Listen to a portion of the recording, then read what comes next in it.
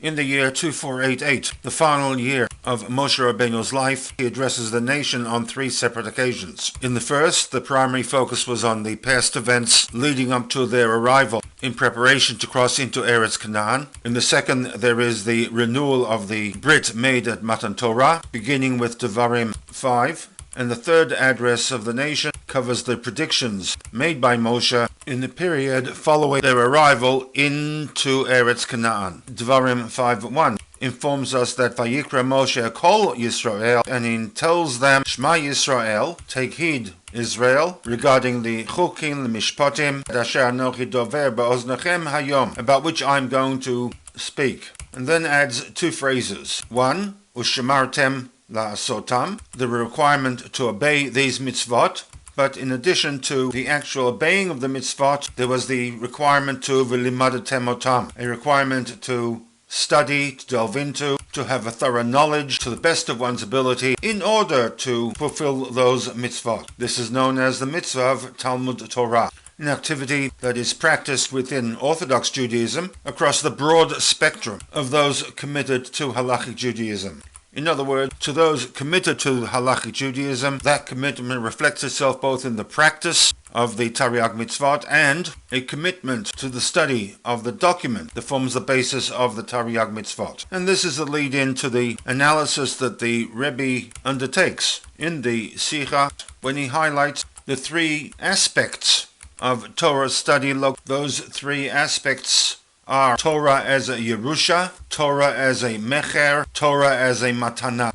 And the thesis of the Rebbe will be to link the Matana aspect of the Torah to the concept of the Goral and the role it played in the allocation of land to the 12 Shvatim. The word Yerusha, with the shorish of Yud Resh Shin, to inherit, to possess, is reflected in a Pasuk in which Moshe, in his 3rd address to the nation, Devarim 33, states, Torah tziva lanu Moshe, and this Torah is a morasha to the Kehilat Yaakov. The Living Torah translates Devarim 33:4 as Moshe prescribed the Torah to us, an eternal inheritance for the congregation of Yaakov.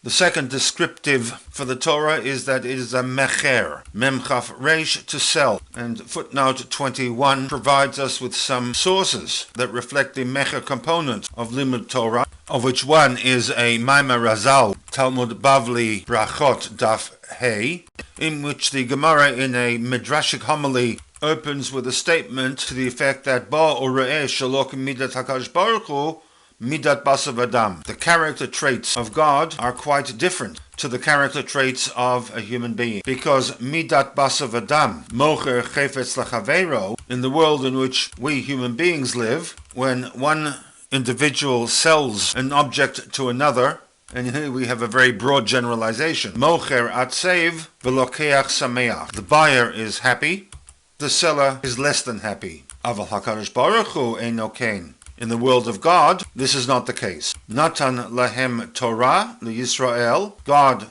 gave, handed over that which was precious to him, to his nation Yisrael v'sameach, and he rejoices. A win-win situation for both parties. The term used in this mashal with respect to God handing over the Torah to the nation is that God is the mocher. Hence the link between Torah and the process of mechira, selling.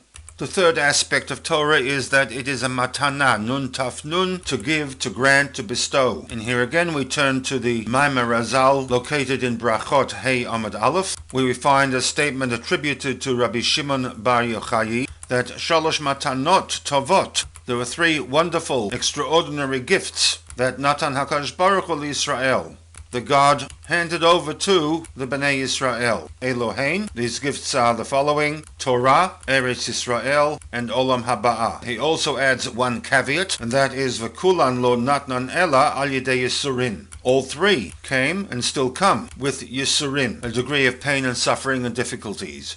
And here again note that with respect to the 3 items, of which one is Torah, the term Shalosh Matanot Tovot is used by Rabbi Shimon Bar Yochai.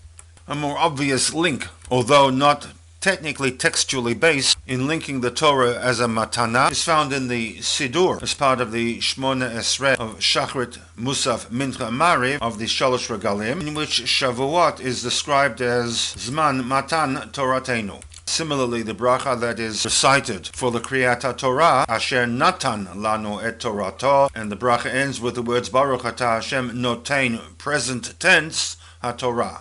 And in the next panel, the SICHAH will continue with the teasing out of the differences between Yerusha, Mecher, and Matana as descriptives to the study of Torah.